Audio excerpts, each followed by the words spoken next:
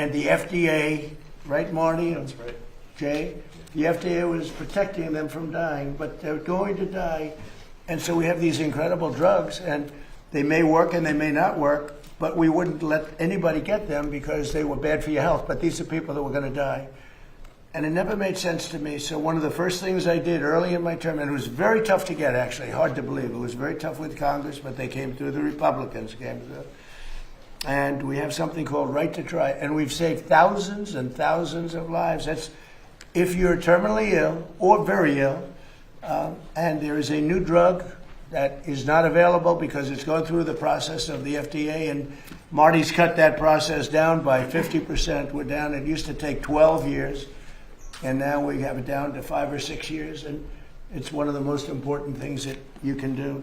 But if you're terminally ill, and there's a new drug that may work or may not work, but it hasn't been approved yet, you sign a document, and you're not going to hold the country liable. You're not going to hold the drug companies or the insurance companies or anybody liable, and you have the right to try. And what it's done, and nobody wanted it, the insurance companies hated it, even the doctors, they were all afraid of it because they didn't want to be sued. But I took all of the liability out of it. You sign a document, you're not going to sue the doctor, you're not going to sue the hospital, you're not going to sue anybody, including the country.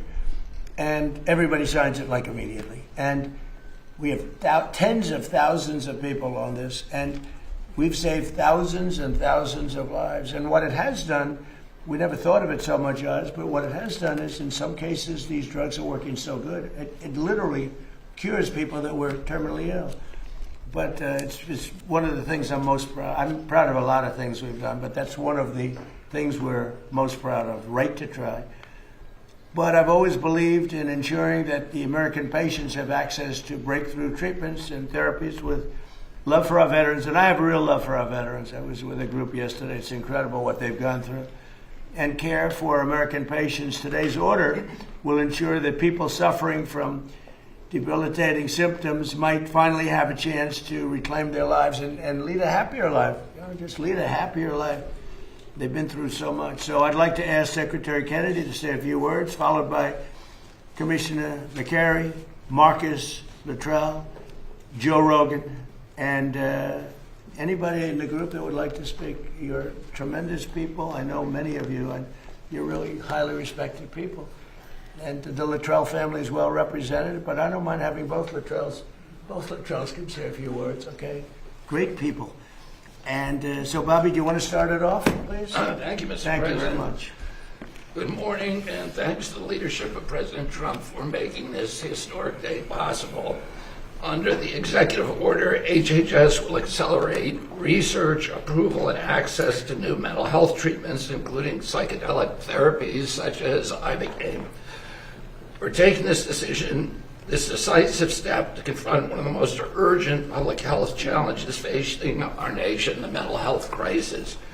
More than 14 million Americans live with serious mental illness, and 1 in 4 adults experiences a diagnosable disorder each year.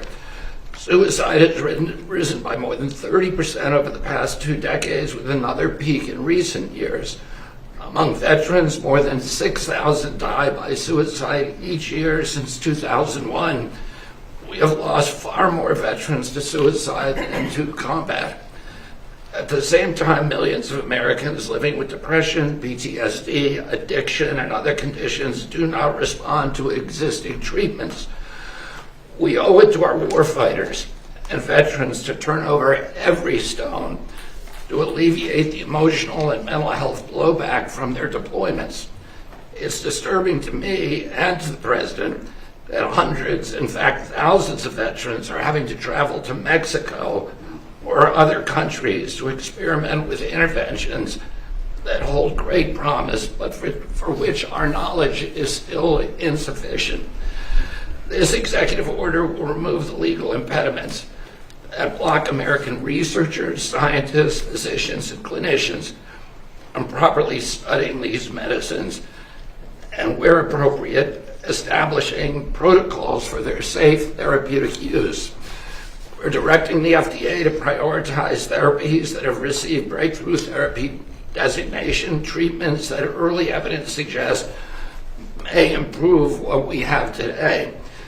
We're expanding the use of right to try so that eligible patients with treatment-resistant conditions can access these therapies under medical supervision. We're also coordinating with the DEA and the Department of Justice to begin rescheduling reviews after successful phase 3 trials. When the FDA determines that therapy is safe and effective, patients should not face avoidable delays in access. At the same time, HHS will work with states, the Department of Veterans Affairs, and other federal partners to strengthen research and share clinical data. We will use that data to support faster and evidence-based decisions. Through ARPA-H, HHS will allocate, as the President says, at least $50 million from existing funds to partner with states that are advancing these therapies. We will support those efforts with funding, with technical assistance and data sharing consistent with applicable law. Researchers at Johns Hopkins, Stanford, and Harvard, and other leading institutions have reported meaningful and, in some cases, extraordinary clinical improvements.